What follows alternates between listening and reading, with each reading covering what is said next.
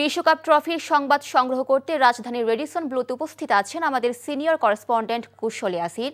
সরাসরি চলে যাচ্ছি তার কাছে।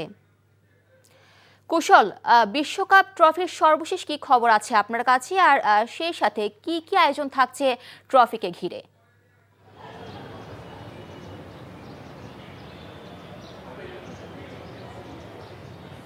মিলি, স্বপ্নের সেই সোনালী ট্রফি কিন্তু এখন বাংলাদেশে হযরত শাহজালাল আন্তর্জাতিক বিমানবন্দরে এখনও অবস্থান করছে। কিছুক্ষণের মধ্যে ভিআইপি গেট দিয়ে ওই ট্রফিটি বের হয়ে ইভেন্টের যে ভেন্যু আছে সেখানে আসবে এবং সেই সঙ্গে ব্রাজিলের বিশ্বকাপ জয়ী তারকা গিলবার্টো সিলভা তিনি কিন্তু বাংলাদেশে এখন এই সোনালী ট্রফিটির সঙ্গে ফিফা লিজেন্ড হিসেবে অবস্থান করছেন। এবং আমরা জানিয়ে রাখতে চাই যে এই ট্রফিকে ঘিরে কিন্তু উত্তেজনা আমরা বেশ টের পাচ্ছি।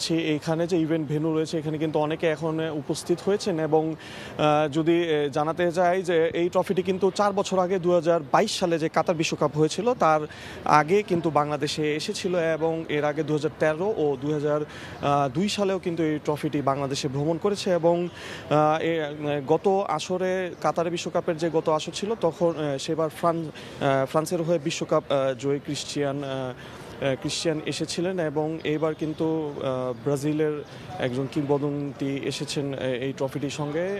যদি জানাতে চাই যে দিনব্যাপী নানা আয়োজন থাকছে, ফ্যানদের পাশাপাশি ফুটবল সংশ্লিষ্ট যারা রয়েছেন বা বাংলাদেশের বিভিন্ন পর্যায়ের শিল্পী যারা রয়েছেন তারাও কিন্তু এই ট্রফিটি দেখতে পাবেন এবং বাংলাদেশ থেকে এই ট্রফিটি সিউলের উদ্দেশ্যে চলে যাবে। আমরা জানি যে ভারতে 3 দিন এই ট্রফিটি ছিল, প্রথমে দিল্লিতে এবং পরবর্তীতে গৌহাটিতে এই ট্রফিটি উন্মোচন করা হয় এবং সেখানে বিভিন্ন আয়োজন ছিল। ফিফার যে সদস্য বিভিন্ন দেশ আছে সেই দেশগুলোতে এই ট্রফিটি উন্মুক্ত করা হচ্ছে সমর্থকদের জন্য এবং যারা সাবেক বর্তমান ফুটবলার রয়েছে তাদের জন্য। সেই সঙ্গে বাংলাদেশেও কিন্তু ব্যাপক উদ্দীপনার সঙ্গে ট্রফি উন্মোচন করা হবে এবং দুপুরের পর বিকেল পর্যন্ত দর্শকদের জন্য কিন্তু এই ট্রফি উন্মুক্ত থাকবে।